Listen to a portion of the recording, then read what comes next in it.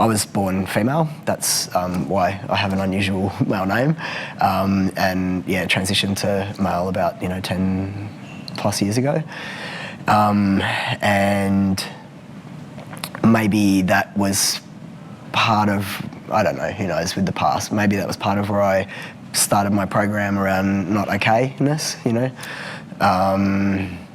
so that went on for many years, ultimately resulting in physical health conditions,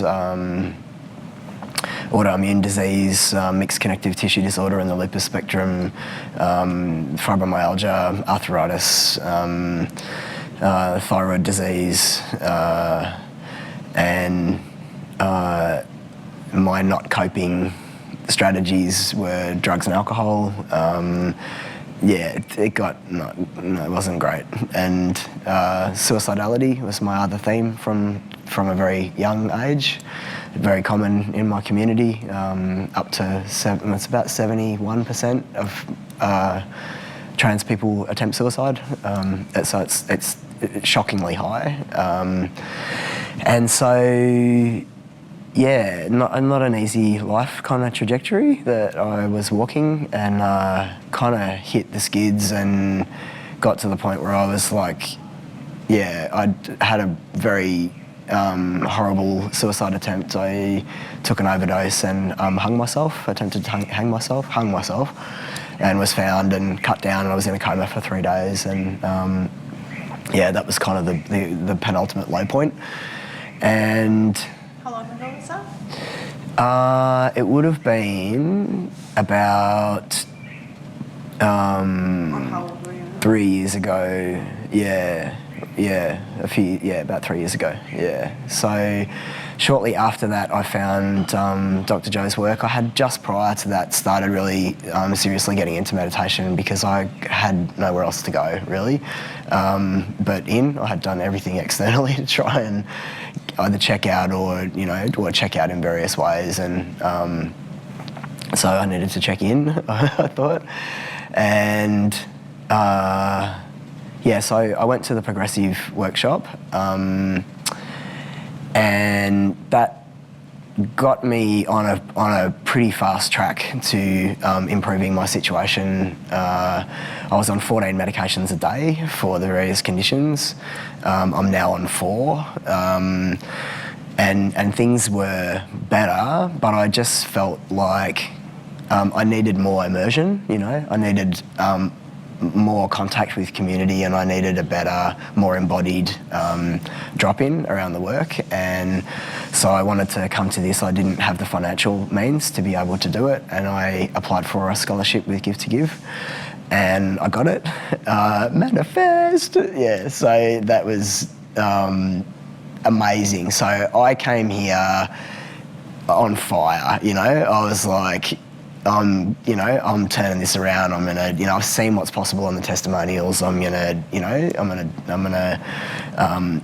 really do some good work here. So then, not surprisingly, ego started kicking up a stink, in the lead up to the event. 2 weeks beforehand, my programs were really coming up, and I was feeling suicidal because things were feeling, I didn't attempt or anything, but I was not feeling great in myself.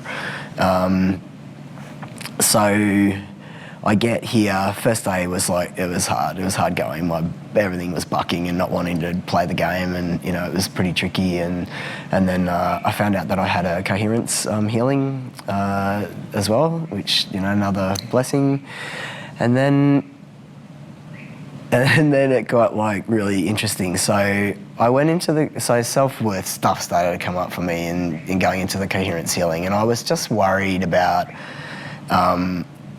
mucking it up, getting in the way during the healing and it not working, and all of that kind of stuff. So I was trying to deal with all of that, and that was okay. And then I got in, and in the process I felt like I did pretty well. I was open, and and it felt like I was happy with how I had gone with it.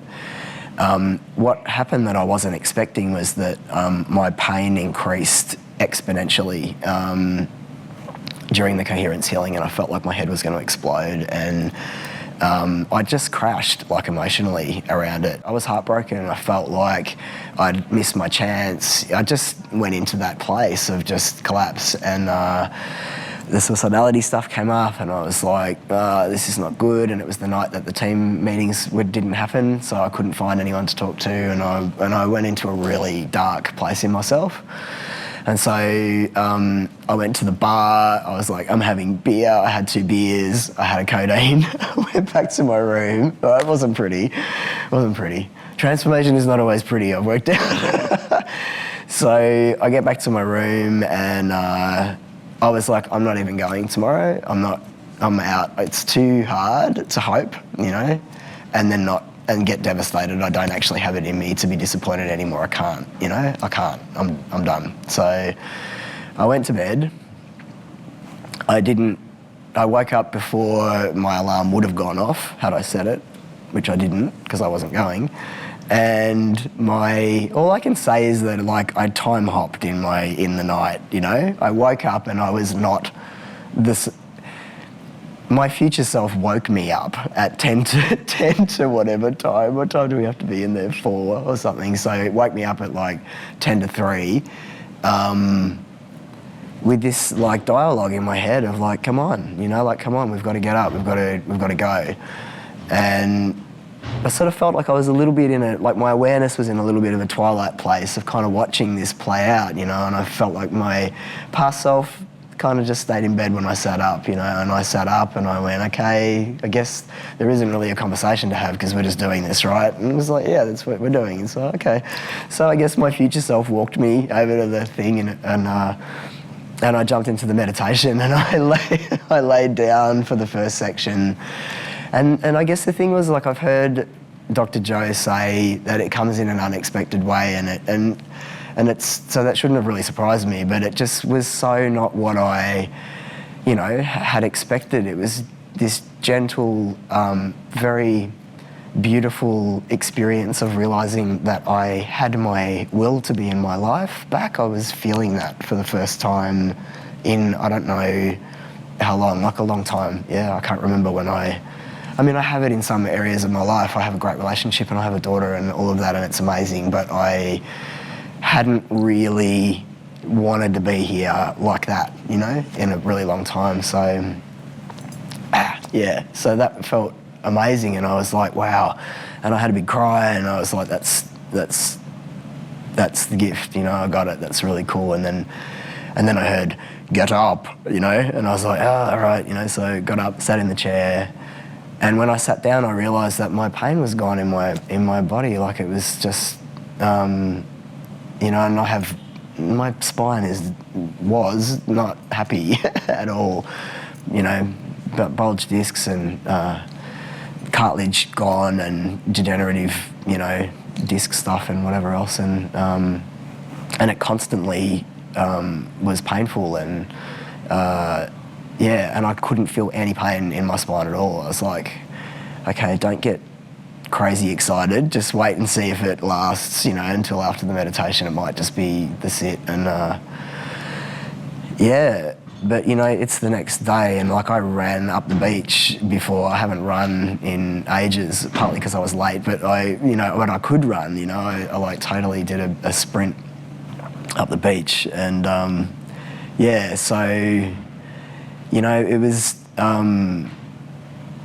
there was really a profound experience for me on so many levels, and so beautiful and so gentle, and it just reminded me that you get what you can handle or what's appropriate, you know, when you put out for healing and help or whatever, and when spirit responds, it comes in a way that, you know, is right for you. I had this picture in my mind that the healing was going to look like spontaneity and some kind of thing like that, but that wasn't my process, you know, but I dropped my trust, you know, but the universe still had me, and it was okay, I'd done the work, I'd made the investment beforehand, and that I'd been calling that future self to me, and even though I hit a point of collapse, it was still coming, I'd done the work, you know, and so I was able to get caught by myself, yeah.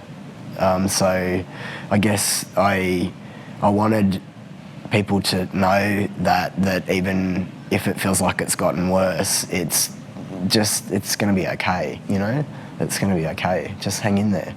Just keep doing it. Just keep doing it, and it will come good. Yeah. I'm proof. I promise.